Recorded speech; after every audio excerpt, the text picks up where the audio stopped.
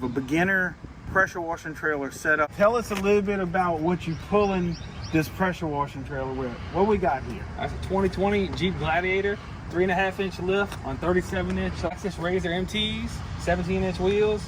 Have a Trimax Razor, aluminum forged, 8-inch drop. It's actually fully adjustable. It has a 2-inch ball and it has a 2 5/8 ball at the bottom. So if you want to flip it around, if you pull in a bigger trailer with a 2 5/8 ball, you can flip it around and use it that way. It's a Honda GX390, obviously 13 horsepower. A Comet pump that puts out 4 gallons a minute at 4,000 PSI. I see you do a little bit of downstreaming here. Yes, sir. Downstreaming.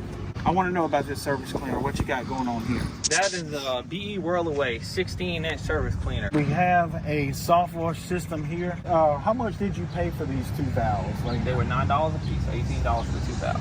$50 in the whole setup right there. $50. And what are these valves called here?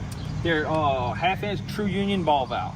Now they're not your what we call a metering valve. No, sir, they're not. But you are doing metering with it, Absolutely, right? yes, sir. I've watched a lot of videos on the different valves, and not to discredit the GF valves because they are really good valves and they do a great job, and it does a really good job. I mean, you can control, you can get 2.5, you can get 6. You know, once you play with it a little bit, you don't have any issues getting what you need to get out of it. You know. These are less than 10. Yes, sir.